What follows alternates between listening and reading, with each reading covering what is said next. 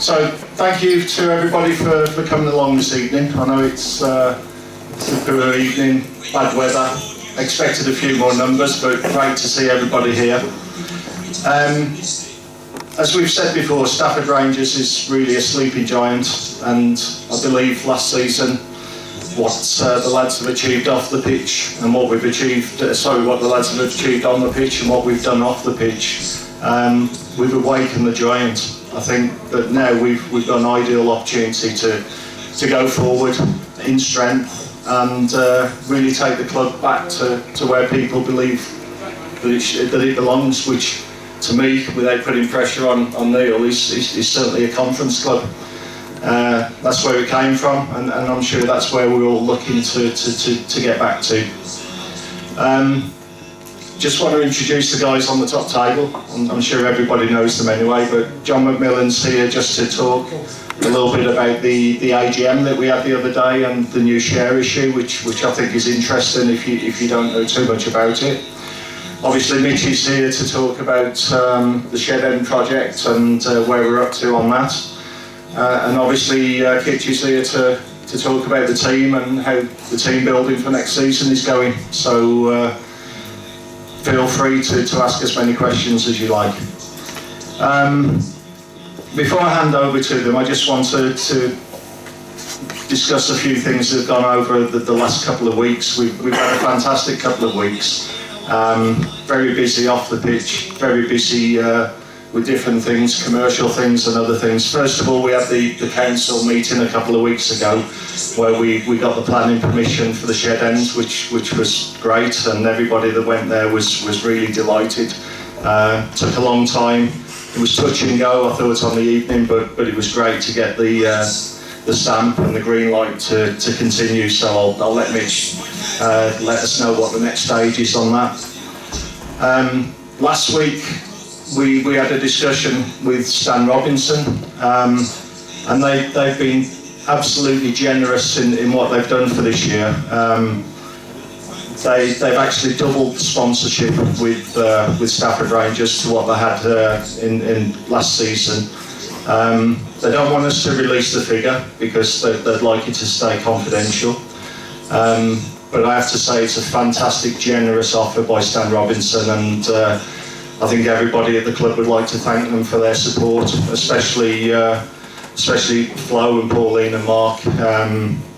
We're going to do some media work when Pauline's back from holiday, so probably for the first week in July, that we're going to do some pictures down at the ground and put it in the local press.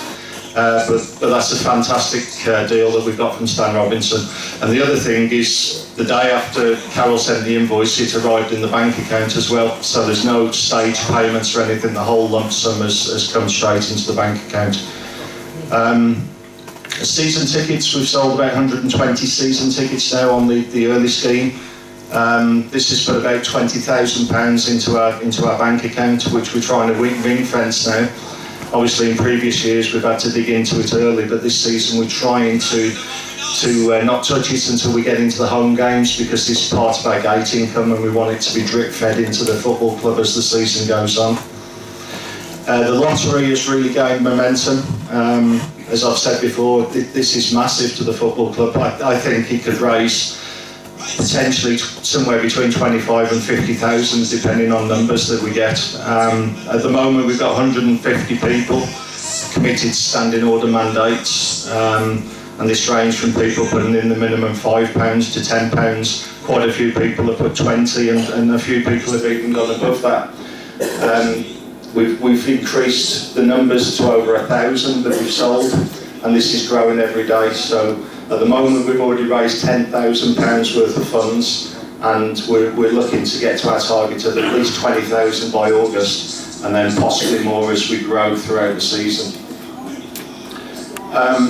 On this note, I'd just like to say a quick thank you to Eric, because Eric has been pounding the streets of Stafford, and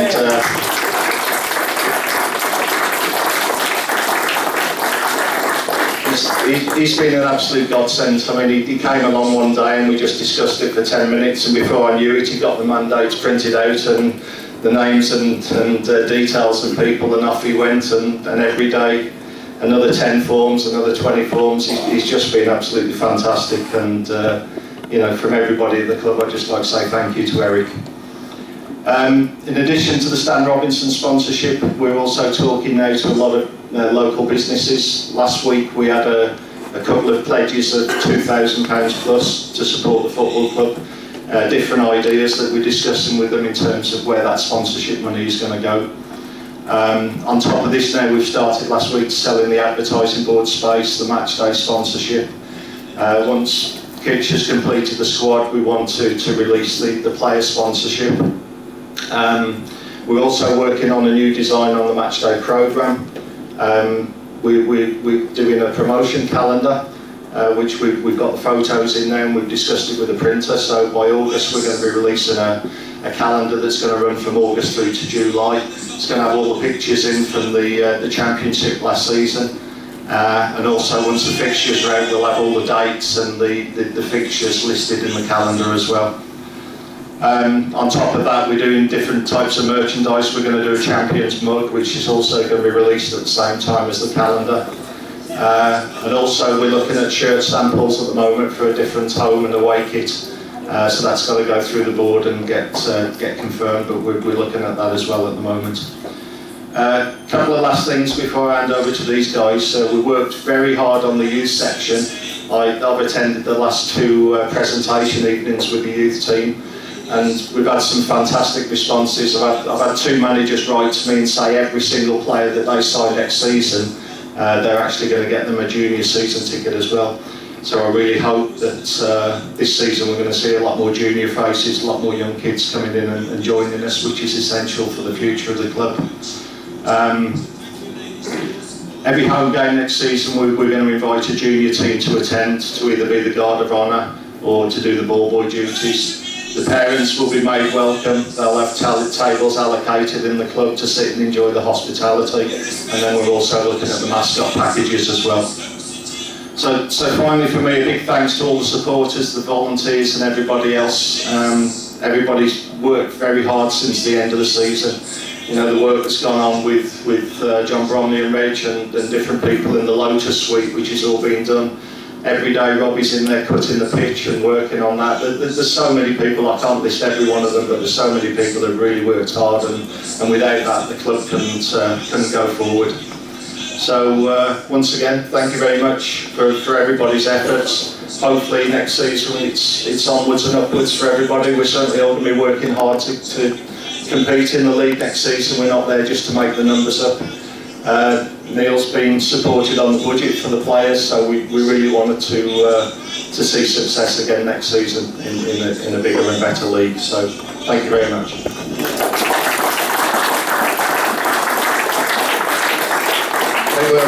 We'll start off with Mitch, and he can update you a little bit on the shed end and where we're up to on that.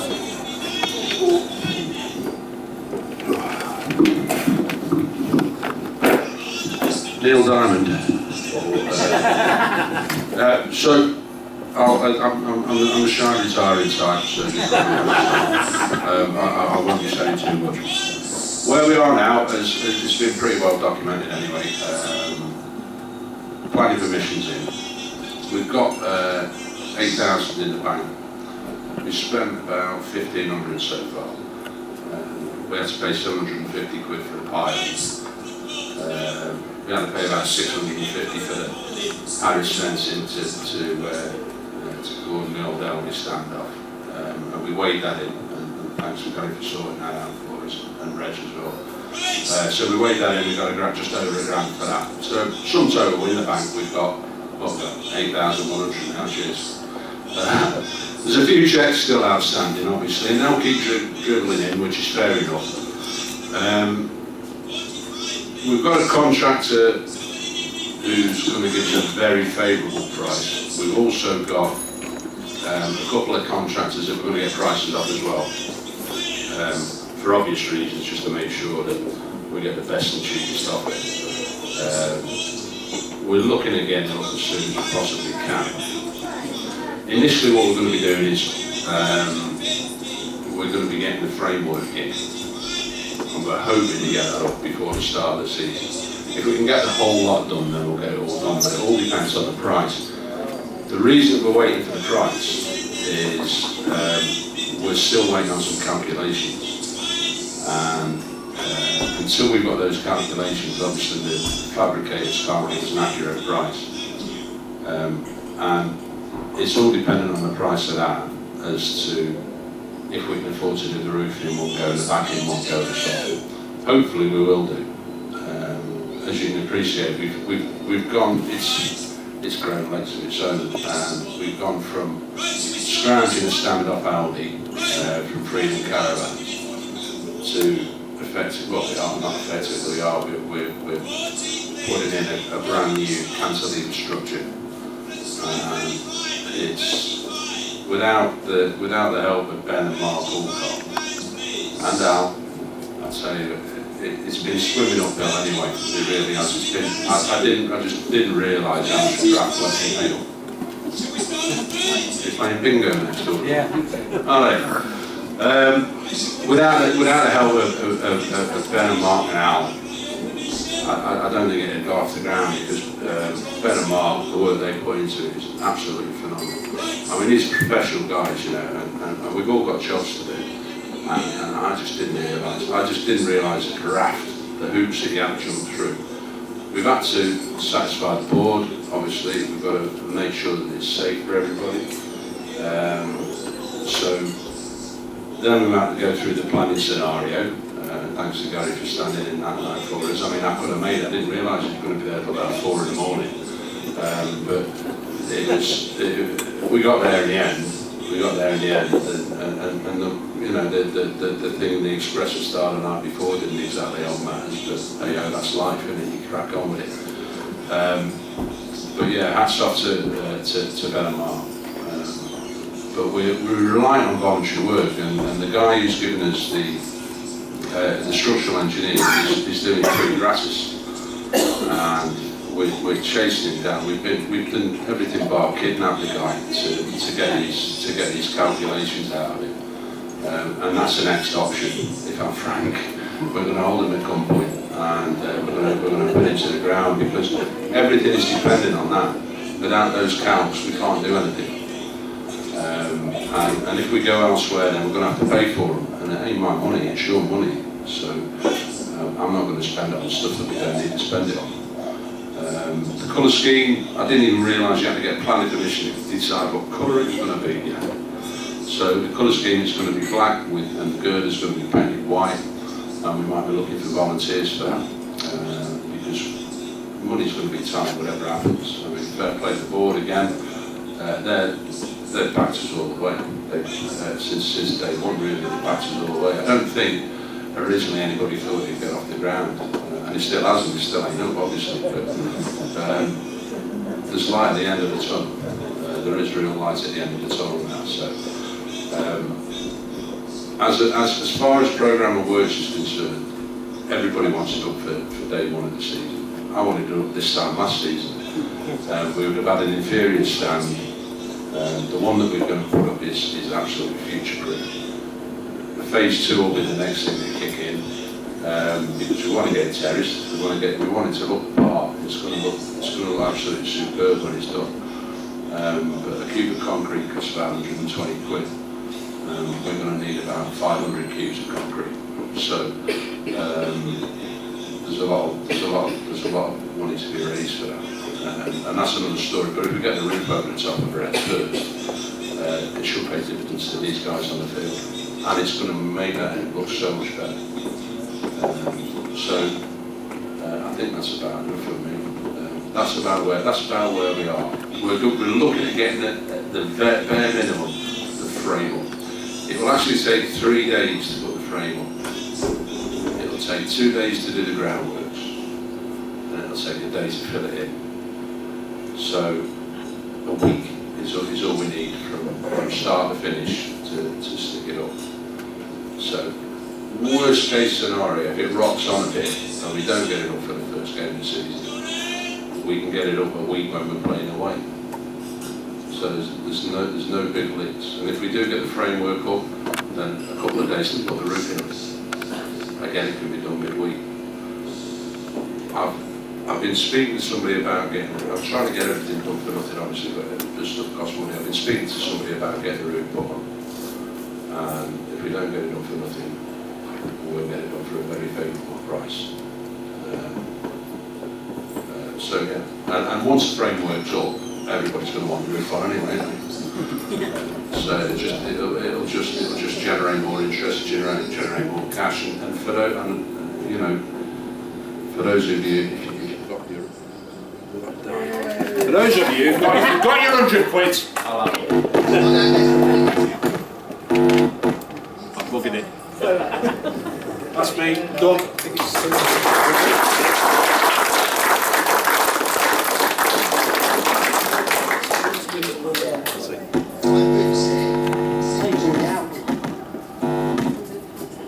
Standing here all night. The one thing I wanted to say earlier was we had a donation arrive in the post, and to me this just sums up the support from people around Stafford and people who are no longer living in Stafford.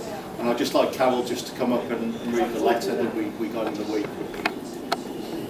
It just says, "Dear everyone, my brother and I were brought up in Stone in the 1960s and the 1970s. We watched Stafford Rangers with varying degrees of regularity in the 1970s and followed the team to success at Wembley. We still follow the team from afar. My brother's in Glasgow, and we were so pleased when promotion was eventually clinched this season in such nerve-wracking circumstances. I expect that next season will be quite a battle, and I hope the attached cheque will help. Good luck." We sent £2,000.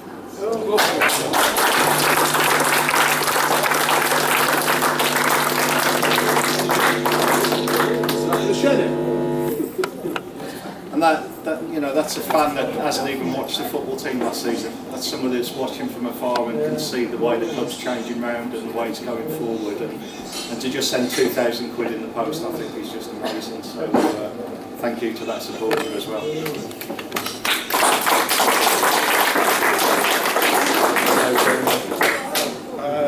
Now you stand over to John just to give you a little bit about the AGM and the share issue. I don't know how many of you are shareholders, I know quite a few are. Just a bit of technical background. We are a private limited company. Now, that means that we can't sell shares to the general public. We have, I think, not issued fresh shares for getting on for 30 years. And the value of the company now greatly exceeds the number of shares that were issued. We're undercapitalised. So the members, shareholders of the general meeting have voted to allow the board to allot, that is, to sell a further 200,000 shares in Football Club. These shares will have a nominal value of 50 pence, but they will be sold for £1 each. Now the pound was the price that the members of the general meeting wanted the shares to be sold at. And the reason is that there is a condition attached to the resolution which allows us to sell the shares, and that is that all money raised from the sale of the shares will be spent on ground and infrastructure improvements. This football club is a long way from where it ought to be in all sorts of different ways. And one of those ways is, of course, the facilities we offer the supporters. They look pretty good at this level, and they won't look too bad at the level we're at this coming season. But one more rung up the ladder, certainly two, and we will start to look very shoddy. And much more importantly, we don't want to be in the position that I understand we were in last time we got into the conference. John will correct me if I've got this wrong, having to spend money at very short notice to meet ground grading requirements. We want to plan for the future, and we want, when we get to the conference in a few years' time, to have a ground which is ready for the conference. Now, big money is needed. And because we are a business, not a charity, we're a business, we're allegedly a profit-making organisation, people will not generally donate large sums of money to us. We have to raise the money. And selling shares to our supporters looks like potentially the best way to do it. I have to say, one of the lovely things about this football club, to my mind, is that nobody controls it. There is not one person or a small group of people who own the football club. It's owned by the shareholders, of whom there are something like 400, would you believe? Although many have only got very, very small shareholders. So, being a private company, coming back to where I started, the shares can only be sold to existing shareholders or employees or members of their families. That's a slightly truncated explanation of the definition, but it'll do. However, there are ways round this problem, and that is if you know somebody who is not a shareholder or is not a member of the family of a shareholder who wants to buy some shares, we can transfer from this shareholder to the new shareholder a very small parcel of shares. They become a member, then they are entitled to buy as many shares as they want in the football club. Now I need to qualify that last point because it was raised at the general meeting. What is the problem? Is there a problem about somebody who we don't really like buying up a big block of shares and taking over the football club? Well, the answer is no. The directors have the absolute right to refuse to sell shares to anybody they don't like the look of, or anybody who looks as though they might want to buy Stafford Rangers. There is a danger, of course, because we're sitting on a very valuable parcel of land, so we've got to be careful about it. Slight qualification: if you already own 10,000 shares in the football club, you are entitled, as a matter of law, to buy another 10,000. And we hope all those people who've got 10,000 shares will want to buy another 10,000, because that would solve a lot of problems. But we do ultimately have the ability to stop people who we think have got the wrong attitude to this football club from taking out a significant shareholder. Now, here is an incentive to buy shares if ever I heard one. Mr. Montgomery, our esteemed treasurer, has offered to bear his buttocks in the window of Woolworths if we sell all the shares by the end of next season. So buy shares in Stafford Rangers! Are you sure? Well, he claims he's safe because Woolworths doesn't exist, but I think we'll open it specially for the occasion. Thank you.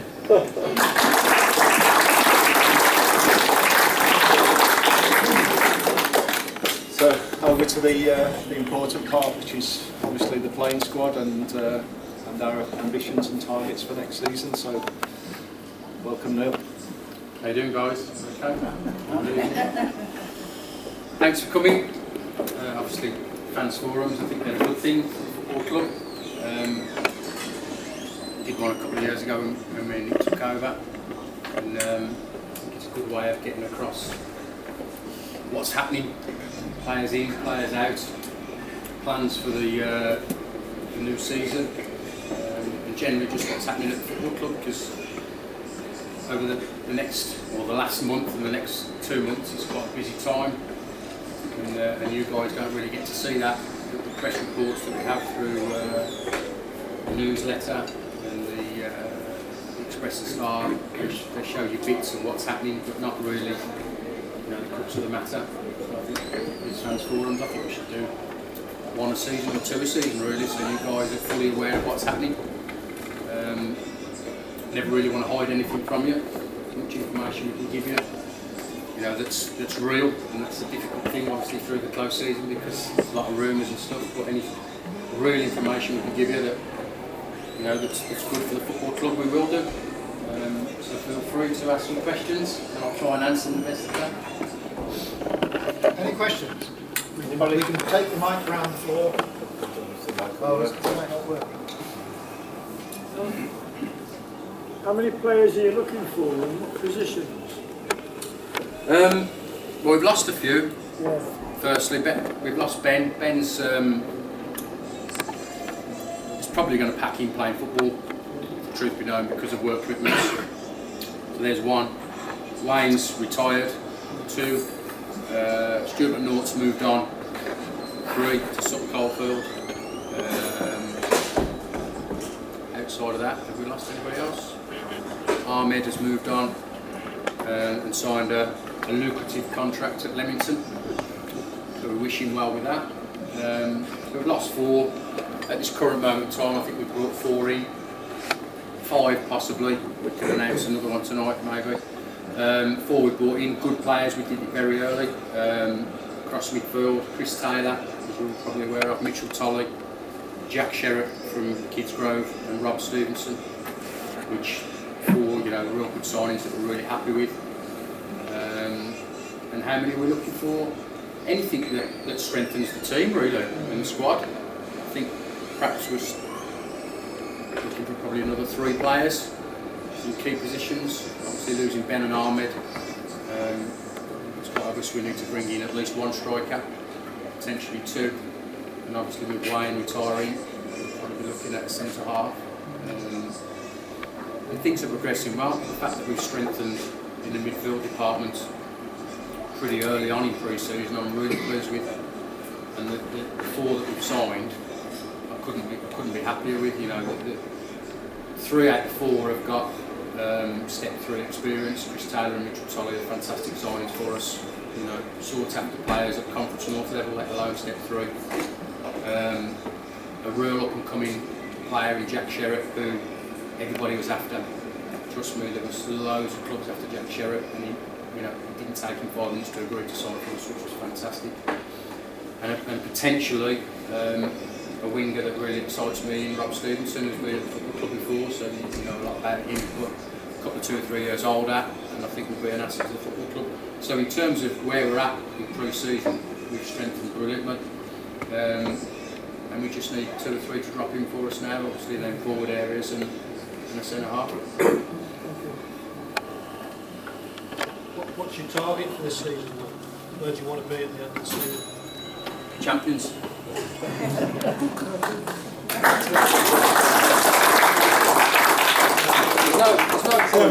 There's no point.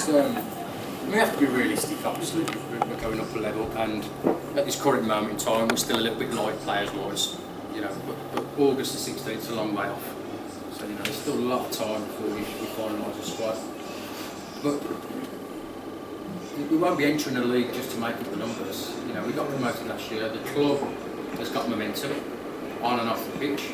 We're doing well off the pitch. Things are really bubbly, and we've had a fantastic season on the pitch. We've won the league. We've got momentum. The players we've brought into the football club already have been told that we're looking to go again and try and get the club promoted again. And the next 2 or 3 players that come on board will be told exactly the same. And unless they're up for that challenge, they won't be signed. The existing players that are staying, they'll all be aware of mine and Nick and Martin's mentality. We're not looking to make numbers up. We'll be challenging. We'll be trying to challenge, whether that's as champions or whether that's as in the playoffs. We'll be trying. They have to have a certain amount of realism about that.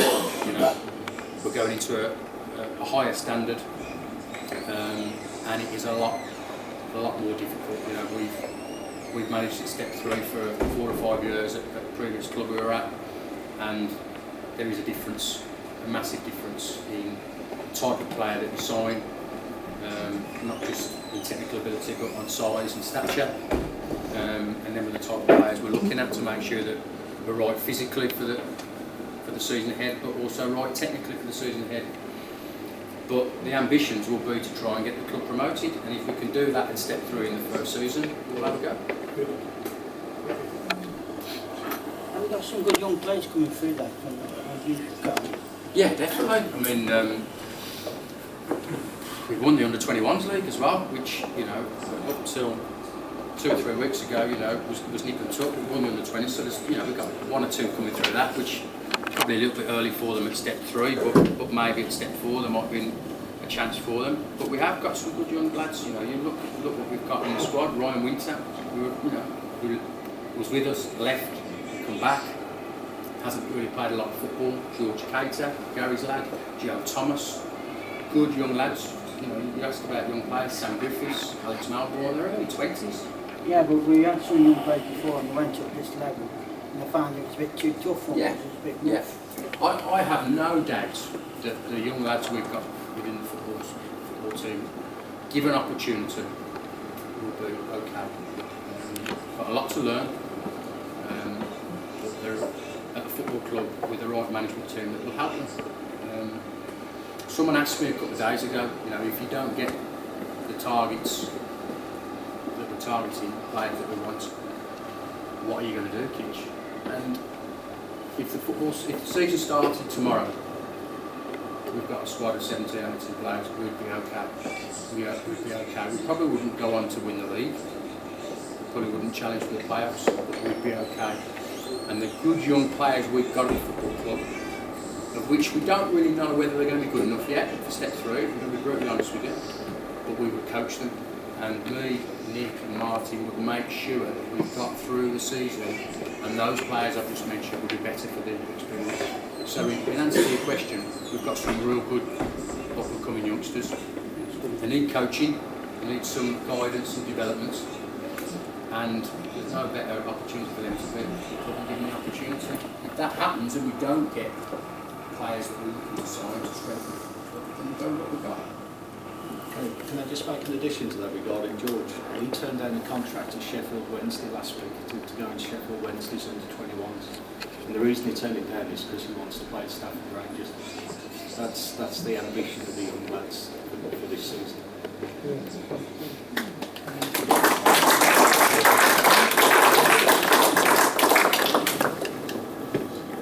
Next one. Have any of last season's squad not recommitted to this season so far? And if not, why not? No. There's everybody's recommitted. The 4 that I've mentioned have moved on, and we've obviously brought 4 in, not to replace those guys, but 4 to bring us back up to the numbers. We've also agreed a deal with a left-sided player, like James Bowen, left back, who is a professional footballer at Cheltenham Town. He gets released on June the 30th. As soon as he gets his release forms, his contract is terminated, he comes to Stafford Rangers player on July the 1st. So that brings it to 5. Left back and left side midfielder, so that brings the numbers up to 5 coming in. The other lads have all recommitted via handshake and verbal commitments. There are 2 or 3 of those players that I have asked to come back with a view to earning a better deal at the football club by coming back to us in better shape and better form than perhaps they were at the end of last season. And they have agreed to that, and if they get through pre-season and they show a willingness to play at a higher level and be in the shape that we think we should be in, then they will get a deal offered to them to sign. So in answer to your question, yes, everybody that we've spoken to has agreed to come back for the new season. Next one. Any look at another goalkeeper to challenge Mr Whitehouse yet? Definitely, yeah. I mean, going into step 3, it'd be nice to have 2 players for every position. And I've just mentioned to you about James Bowen coming on board. That gives us 2 left-sided left backs or left-sided defenders, which we haven't really had at the football club because Alex Curtis has been injured for the amount of time I've been here, really. Also signed Jack Sherritt, so that gives us a left-sided balance. So in terms of bringing in players that give us balance, we've got a number of left-footed players now, which really pleases me. And the other area, the left back, is the goalkeeper position, which worries me. I've got to be honest that we haven't got somebody else. Adam doesn't worry me, but what worries me is we haven't got somebody else that we can turn to via suspension, injury or lack of form. Tried it last year by bringing James Rennie in pre-season, and as soon as it was known that Adam was going to be the number one, James moved on. And it's really difficult at step 4 and step 3 to carry 2 goalkeepers, it just is. But we've got 2 goalkeepers coming in pre-season who are step 4, one of them step 4, one of them step 3, to do their pre-season with us as trialists. And I think one out of those 2 will sign for us. Basically to put Adam under pressure, and we spoke to Adam about that, and he knows that there needs to be another goalkeeper at the football club, whether that be a youthful upcoming goalkeeper or someone with experience, to put him under pressure. Every player should thrive and should be trying to better himself by knowing that there's somebody else that wants the shirt, and that's the one position now that we haven't really got 2 players for that position. Everywhere else, right back, centre mid, forward areas, we've got 2 players for that position. One thing we have done, and I think this will help, is obviously we've brought Hayward to the football club, who's a goalkeeping coach that I've worked with. Me and Nick have worked with for 5 seasons at Russell. You probably know him. He played for the football club, played for Stafford Range, so you know him. So good character. He is the best goalkeeping coach in the West Midlands without a shadow of a doubt. You get goalkeepers ringing you asking, can we come and do our pre-season with you, because we know you've got the best goalkeeping coach. What he also brings to the table is he's just had 2 seasons at Russell while we haven't been there, so he's got experience of step 3. So rocking up at Marine or Ashton or wherever the first Saturday that the fixtures come out, and we've got a little bit of knowledge on the management team, which is good. So that will help. But I also think it will massively improve Adam, massively improve him. And we want to keep Ian Moffat within the football club because he's got a role to play. We've offered him a role as like a link development coach within the under-21s to the first team and helping spot talent in the local area. So we still have a role within the football club, but it was just we just couldn't pass up the opportunity of bringing Paul into the football club to help Adam and the other goalkeeper that comes on board. I sat down with a goalkeeper, I won't mention his name, but I sat down with a goalkeeper who 30, 31 years of age, 3 or 4 weeks ago, who's experienced at a Conference North level. And he wanted 3 times the amount of money that Adam is on. Three times and a bit more than the amount of money that Adam's on. And I wasn't prepared to pay that player that amount of money. And me and Nick sat down and looked at it and thought, well, is he that much better than Adam? After what we've just gone through and how well Adam's done. And is he worth that amount of money? Are we getting value for money? And the answer to that would be no. So we have invested some of that money in a better goalkeeping coach. And we'll bring in another goalkeeper to rival Adam for less money than what that goalkeeper wanted. So we're better off, and he will improve Adam.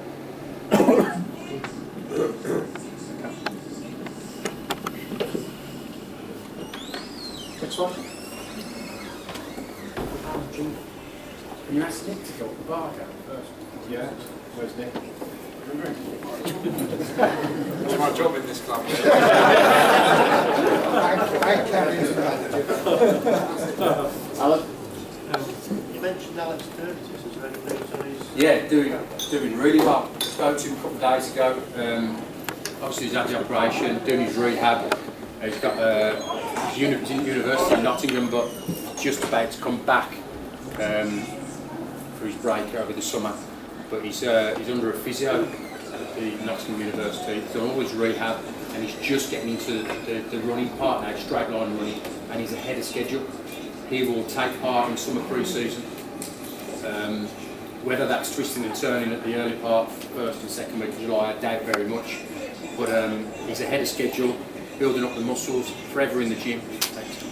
Forever in the gym, building up the muscles around the knee. And once you've had a cruciate knee ligament like he has, if you do the rehab the right way, and the muscle strengthening is done around the calf and the thigh and around the knee, you should never have a problem with that knee again. So I think we'll see Alex late August, early September maybe, into training. Whether he features for the first team, you know, mid to late September, he'll probably go out for a month on loan, get some football into him. But you know, there's definitely a place here for him. We want him back fit as quick as we can. You know, left-footed players hard to find. We've been lucky this season. We've got 2 pre-season, which I'm absolutely over the moon about. The sooner, the quicker, and we can get Alex Curtis back involved, the better.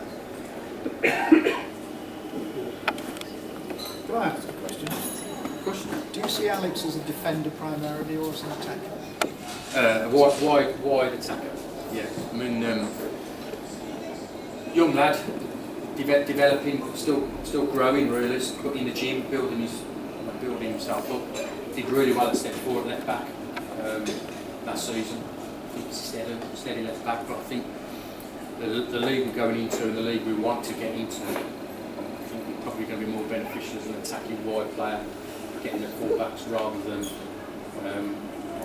defensive responsibilities where, you know, he's not the biggest, not the tallest, not the most physical, but definitely gives you something to look on for. Will it change the way we play at all in the sense because it's a bit more defensive to start with? Sorry. Change your style of play. We won't be changing the style of play, not really, no. What we'll try and do with the squad, there'll be a lot more, a lot of the training sessions will be more focused on shape with and without the ball. The league we're going into is far more physical, very direct. Come across a lot of teams in it that step through. They'll be very direct to try and bully us, try and out-muscle us and be more physical than us. So first and foremost, we've got to make sure we can stand up to that. And I think we did that well last year. We did that to most teams we played against. We were very physical, tried to bully teams. We were direct when we need to be. Also could play in the final third. My philosophy on the way we should play won't change. We will try and play. We'll try and get the ball down and try and play in the right areas, and that's in the final third, try and open teams up with pace and with width, which should be made a little bit easier this year with the signing of Rob Stevenson and Jake Jones, with natural wingers. But we want to try and get a big, strong number 9 target man to the football club if we can, so that when we need to be direct, we can be direct, but when we need to play and use the width of the pitch and use our pace and technical ability, we can do that. The biggest thing in step 3 that is different to step 4 is that you've got to be able to do both. And last year we were able to do both, but I don't think we were challenged that much in both aspects. More often than not, we bullied teams and we were physically stronger than them, whether we were direct or whether that was down the flanks in the forward areas. Next year, or this season coming, we'll be challenged every week. Yeah. And we've got to be able to do both from word go. Be direct, big, strong, powerful, physical, putting the ball into good areas, and pressing the life out of teams. But at home, when the pitch is decent like it is, being able to get it down, open teams up with pace, moving the ball quickly, and making sure we use the width. Hence the signings, Chris Taylor, Mitchell Tolley, passers of the football, short range, long range passers, width, wingers that can put the ball into the box quickly. And if we get a big number 9 in, someone that can put the ball in the back of the net as well. How is Jake Jones' injury? Good, cleared up. I met him last week to make sure we get him signed up and all done. Got no ambitions about going anywhere else. Feels he owes the football club because we haven't really seen much of him. Fit, ankles all sorted, no problems at all. Done his rehab. Looking forward to getting back to pre-season. And he feels he's got something to show, and he feels he owes the football club. The football club would be great to Jake Jones. He's obviously had 2 really bad injuries. 2 bad injuries, and he feels he owes the football club. And like I say, the football club looked after him, insurance, all his insurance money for the 10, 11, 12 weeks that he was off injured. And he wants to put a little bit back in. And once he's fit and he gets through pre-season, he will be a real asset to the football club. Last season we were the big fish in that league. This season you think teams are going to raise the game like last year with teams playing? Because we're not big as some of the other teams. No, definitely. Like I just said, every week will be a test. We've only got to look last season at the results in the Northern Prem. Quickly, who the season before that were just stayed up, just battled against relegation. They're taking points off, top 6 sides, and anybody can beat anybody in that league. And step 3 is all about knowledge of the opposition you're playing against, what their philosophy is, if you like, how they play, whether they're big, strong, physical and direct, or whether they get it down. Nantwich, obviously one of the teams that get it down and outpass you, or a Marine or an Ashton that smash it long and try and bully you. So you've got to have good knowledge, good information on the teams you're going up against, and be able to counter both, and be able to play against both. But every week will be a challenge, and just because we might be playing a bottom 3 or a bottom 4 side, and hopefully we're in and around that top 10 throughout the season, it will be a challenge, and teams will take points off each other right through the season. It will be, again, how consistent you can be over that period. When other teams are losing one, winning one, drawing one, if we can be consistent through the tough period right up beyond Christmas, hopefully we can challenge. You made it quite clear you won't give players a proper contract. Now, I admire you for that because obviously it's saving the club money. We've heard of Stenimore dishing out contracts left, right and centre.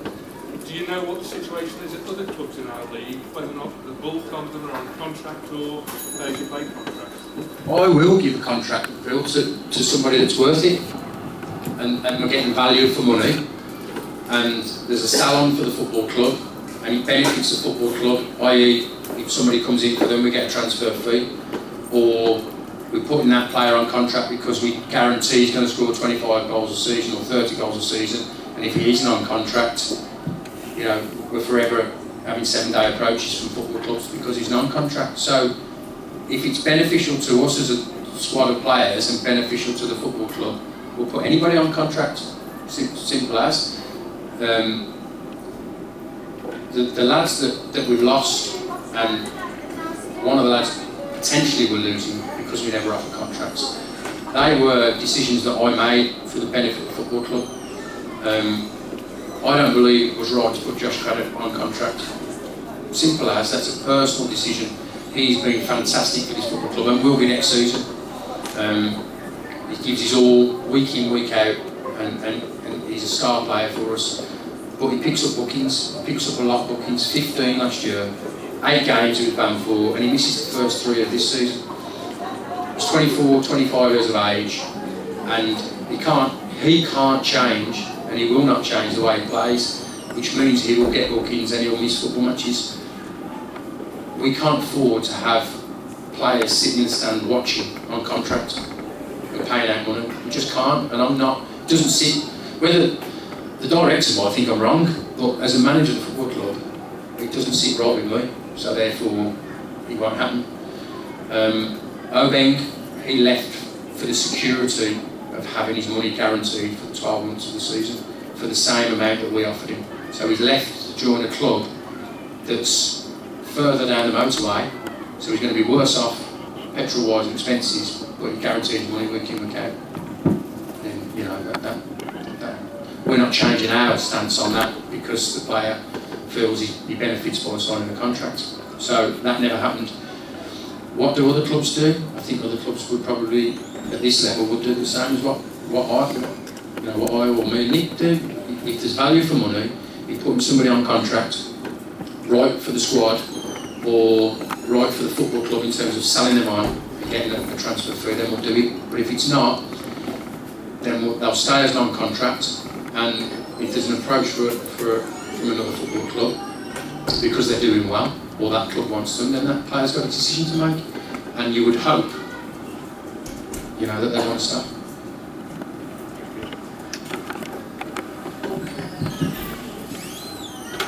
A couple of questions really about the forward line. You mentioned about bringing a target man in. Does that mean you see Christian maybe dropping more back into midfield?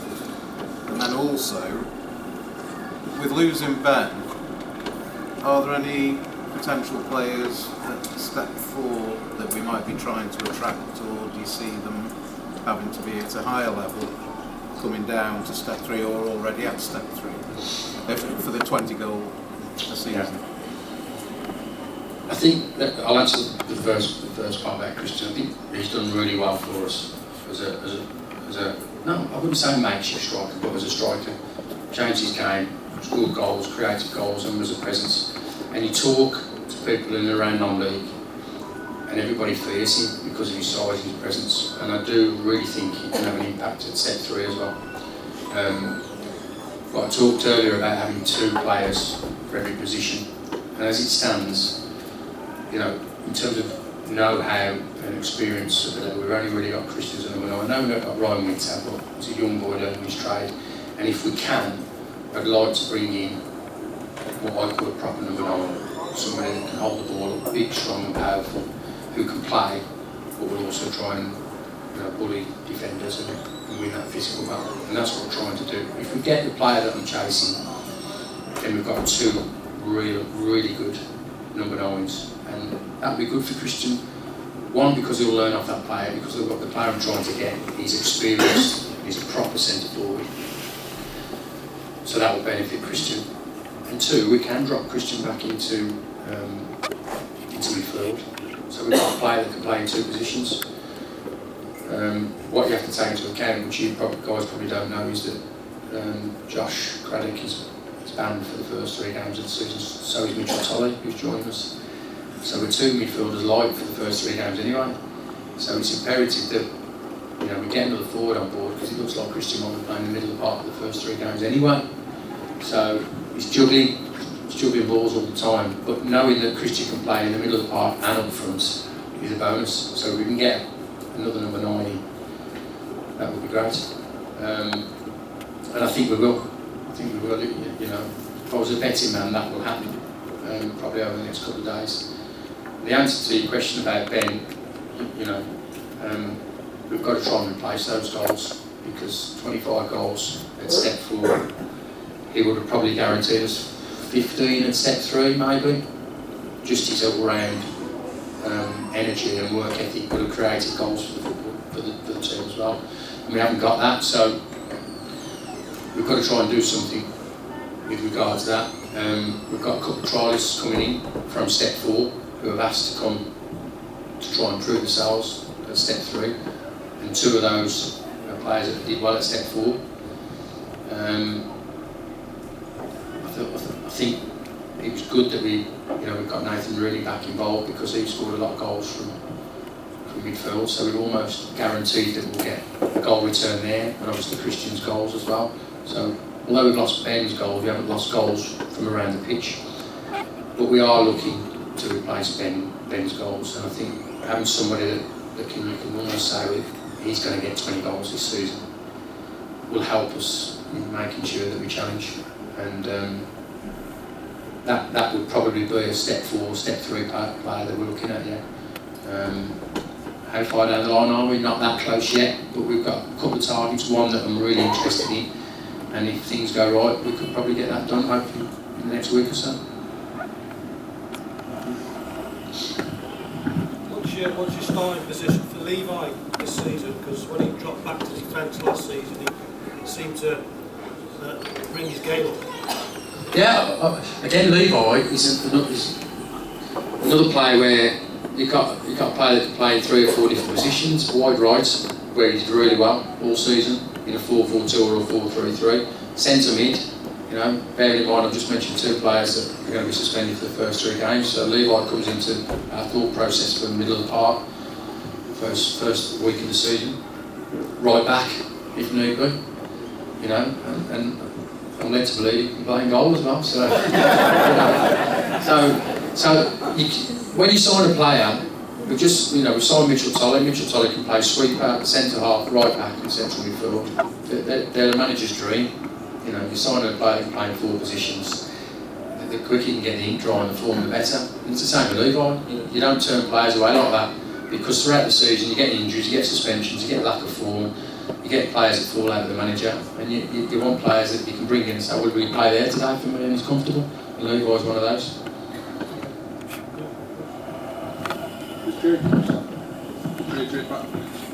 I hope so, some time under the minute. Yeah, he's agreed. Yeah. Time. Somewhere, I don't think so, toilet. All of these agreements, are they actually signed up, players? No. They can walk away tomorrow. Yeah, and Josh probably will as well. And then he'll come back. No, they're verbal agreements, you know, and you get a handshake and you get a verbal agreement, and in the main majority, stand by the word.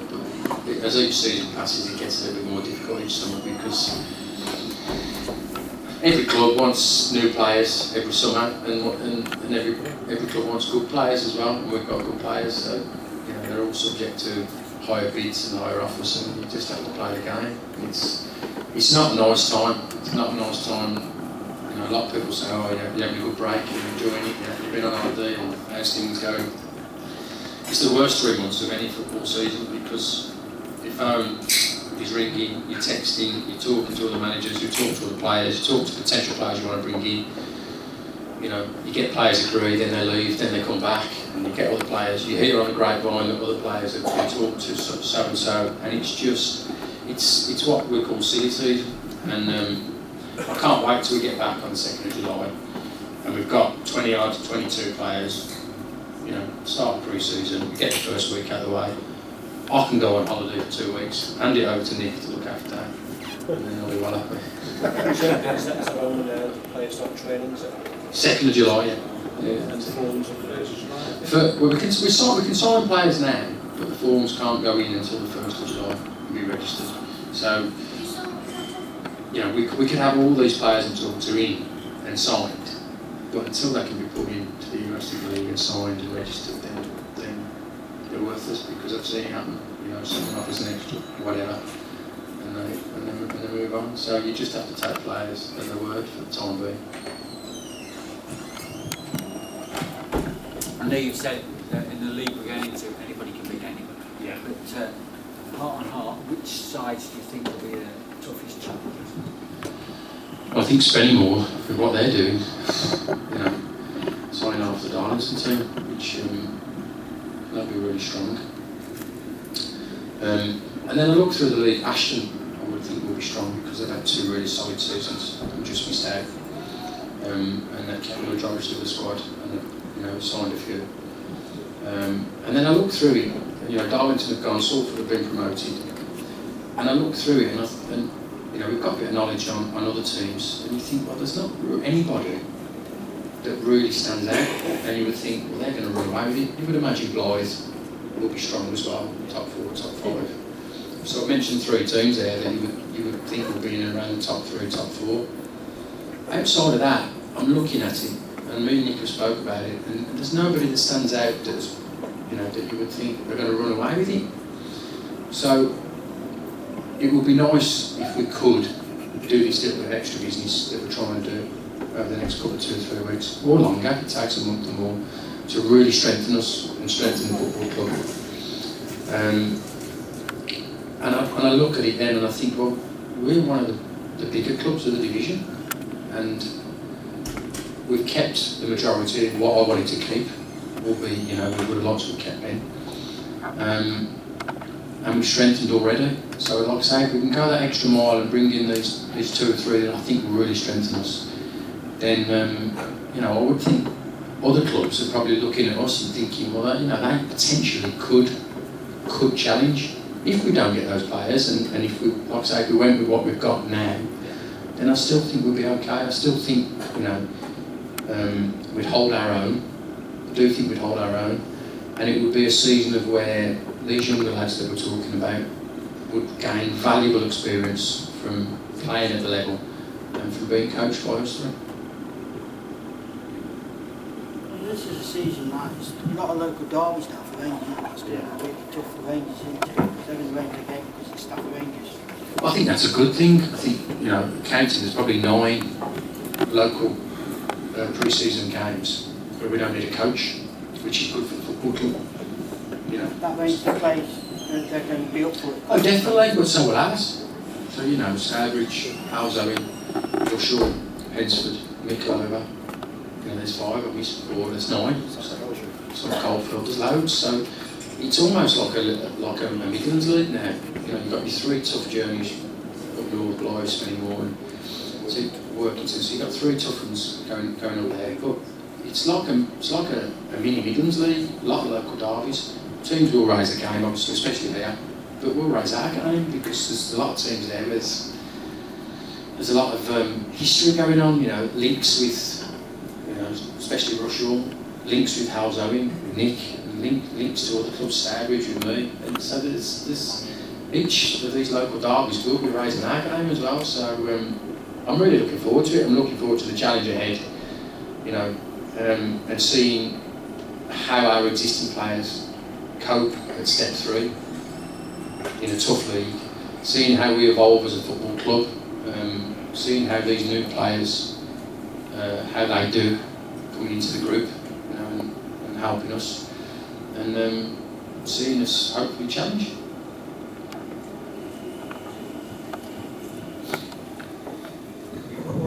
Can I just say on the finances, on the coaches, when we go into places like Blythe and Workington and places like that this season, coaches are costing us £800, so great. If supporters want to come along, please try and support us on the team coach. It's essential we get 10 or 15 people on that coach to contribute towards the overheads. Kitch is comfortable with supporters going on there, so rather than travel up in a car with 2 or 3 people, come on the coach, pay 10 or 15 quid and support the club where you can. So on the back of that, last year, and obviously a lot of the games were a little bit more local, but the team coach was half empty a lot of the time, and we have no problem with any of the supporters, all as many as we can get on, come to the away game. And like I say, I know Spoonie puts on the supporters coach as well, but the more we can get on the players coach, the better. Yeah, but wouldn't it be better having a sports coach where you get about 50 or 60 going? Well, we do that anyway, don't we? No, yeah, and that's what I mean. That's what you don't want 15 to go on the team coach, do you? You want the sports. Yeah, fair enough. But I have no problem with the team coach being full. That's as long as there's enough room for players, staff, and family. You know, and manager. I have no problem. You know, and there's usually about 10, 15 seats free. And I just think it's a waste of money to go up to wherever and you've got 10 seats spare. You know, 1, it helps towards paying for the coach, but 2, the atmosphere's good, especially if you're going away from home and you're travelling back down the motorway and there's a bit of a sing song going on and you've got a few supporters on the coach. Last game of the season, you had 3 coaches play. Yeah. Wouldn't it be nice if we could do that again? Definitely. Yeah. What's your prediction for tonight's match? I think England will win 2-0. In the 82nd minute, the first goal was made.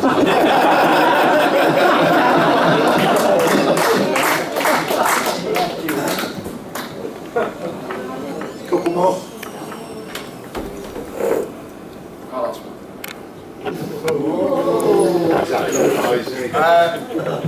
Two years down the line, how have you assessed the 2 years and has it met your expectations when you signed for the club?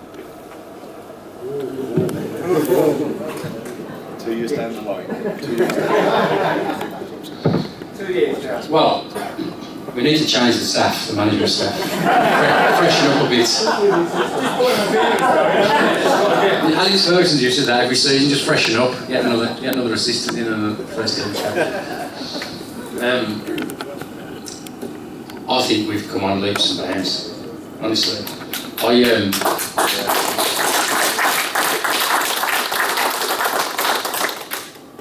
I think there's only Carol here that was here when I was interviewed, and I bring this up quite regularly. Nick wasn't there. Was you? You were there, was you? You came to the second interview.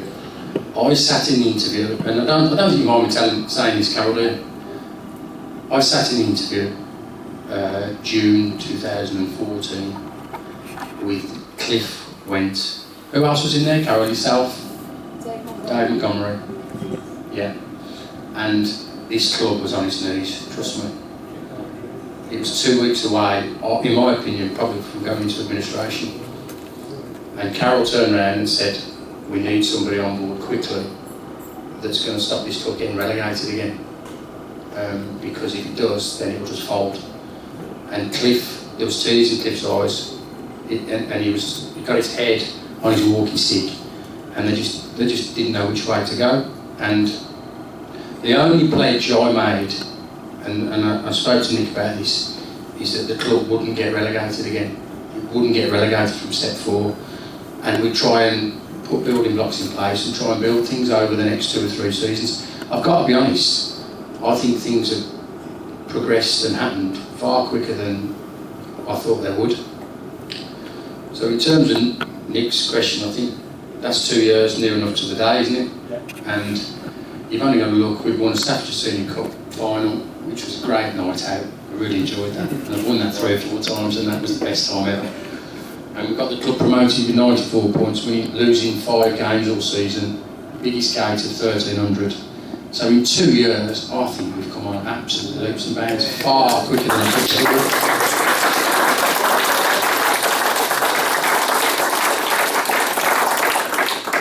But we've got to be a little bit realistic that the massive... You'll get the moment.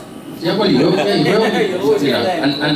And you will, and I expect that because you're football fans, you pay your money, and you've got a right to moan. And there'll be times next season, trust me, and we've had it, I've been there. There's going to be tough times ahead. We've had these 2 years, we've had some real success. It's important as a football club that we stick together, all of us stick together on and off the pitch. There are going to be some tough times, trust me. There's going to be a week where we lose 2, maybe 3 games on the bounce. That will happen, Nick, won't it? It will happen. And we're going to need to stick together as a football club. We'll lose a game and then we'll lose the next game, and everybody will think it's the end of the world. And that's only because of the success we've just had. But the club's in good hands, trust me. The club's in good hands. We'll look after the finances. We spend money like it's our own money. We would not waste money on any player that I don't think is worth it and won't serve the football club well. And we'll take the club forward. If we can do it in this season I'm on about and really push us forward and try and get us promoted again, great. If it takes another season after that, we'll really push again. But the club's in good hands on and off the pitch. It's far healthier than it's ever been, in my opinion. And the last 2 years, both on and off the pitch, we've strengthened massively. So yeah, we've come a long way, but just make sure all the fans, all the community, the directors, everybody, that we stick together, because there will be some tough times. But like I've said to many, we're going into the big boys league now. Last year was good, winning the league was fantastic, but I don't think we were challenged week in, week out like we could be, and next season we will be, and it'll be tough. Are you glad yourself then that you took the job, that you did take the job? Definitely. I mean, I said at the last fans forum, this is a massive football club, sleeping giants, huge potential. And to do what we've done in 2 years, I think it's fantastic, on and off the pitch. At the time, when I took over June 2014, it was a challenge, definitely. And I'd resigned from Russell to have a bit of a breather from the game, to have a little look around and see what came up. And when this came up, Nick was the main leader in this really. He said to me, you cannot turn that job down. Whatever the situation, that club is a sleeping giant. You cannot turn that club down, and whatever the situation, we have to go in there and try and turn it around. So I'm over the moon that I did, and over the moon that we've done what we've done. And it's huge, isn't it? I mean, gates last year, step 4, it's unheard of. 700-800 week in, that is Conference North top end. And to get a gate at 1,200-1,300, it's unbelievable. And I just hope that, like I say, when we get a couple of rough patches next season, that we're still putting those type of games. We need all of you guys to support us through the good, through the bad, right through. The club needs it. We need to make sure that we're together on and off the pitch.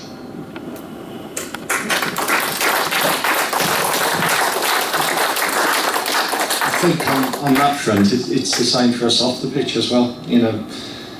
some days we look at it and we think, Christ, you know, it's frustrating, you're banging your head against the brick wall, but every day we finish with a smile and we come back in the next day and go again. And I've only been around for 6 months and I can see a difference, you know, I can see a massive difference. The people that are involved in the club working so hard, where the club's going to, what we're doing on the pitch, what we're doing off the pitch, the backing of the fans, the crowds that are growing, the work that we're doing around the ground, trying to make that a better facility.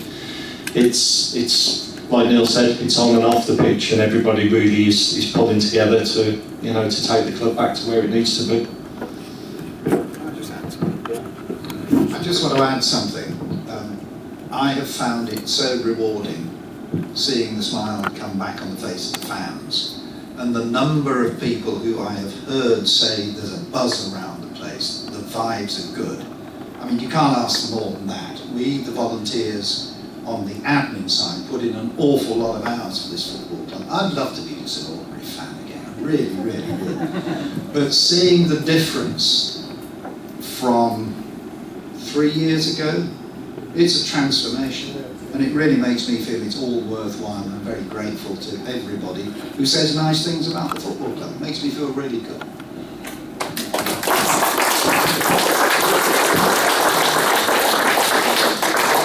So maybe have the last 3 questions.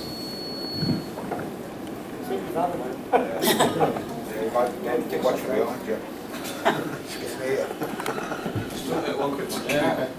Just talking about budget, are we talking, without naming any figures, have we got a good competitive budget for next season? Can we answer that? Okay.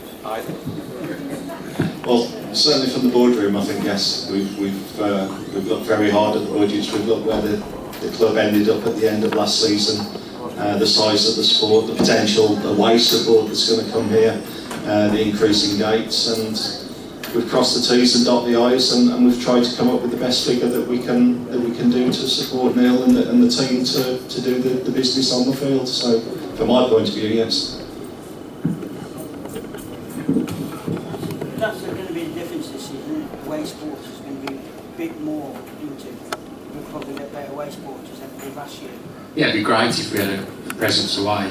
You know, there are some long journeys, but the fact that there's 9 or 10 local derbies or within like 25 mile radius games, I would hope that we have a real presence away from home. It does make a difference, especially home crowd. That makes a difference. And when you've got 50, 75, 100 people behind the goal away from home, it makes a massive difference. It really does. I hope that happens. Gary, can I just say, if anybody wants to join the lottery, I'm going to be here for the rest of the night.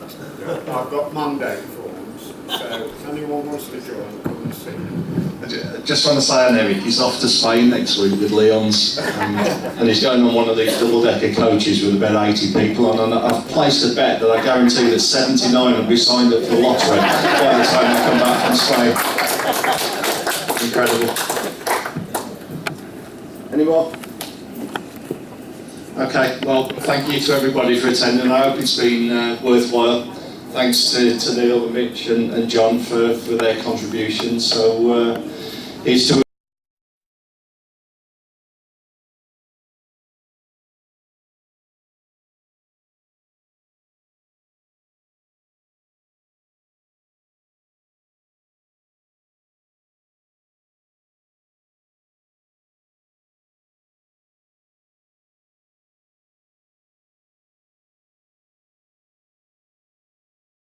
a good season next season. Thank you very much.